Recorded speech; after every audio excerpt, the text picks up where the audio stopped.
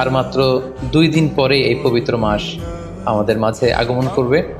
তাই আমাদের উচিত এই মাসটাকে ভাব গাম্ভীর্যের সাথে উদযাপন করা, to take the best out of this blessed month.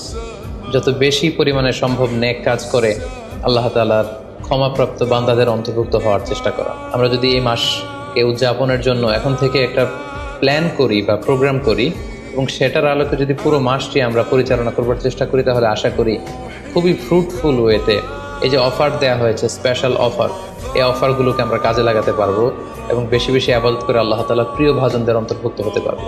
তাই আর যেহেতু মাত্র 2 দিন বাকি, আমরা যদি এখন থেকেই একটি প্ল্যান করি বা একটি পরিকল্পনা সাজাই, হতে পারে এটা লিখিত পরিকল্পনা কিংবা অ্যাটলিস্ট নিজের সাথে নিজের বোঝাপড়া যে আমি এই কাজগুলো রমাদানে করতে চাই, এগুলো করতে চাই না, ডুজ অ্যান্ড ডোন্টসগুলোকে আমি মেনে চলতে চাই, যেগুলো করা উচিত এগুলো আমি বেশি বেশি করব, যেগুলো থেকে দূরে থাকা উচিত এগুলোর ব্যাপারে আমি সাবধান থাকবো। অ্যাটলিস্ট মনের সাথে মনে একটা বোঝাপড়া অথবা কাগজে লিখে আমাদের একটি পরিকল্পনা করা উচিত।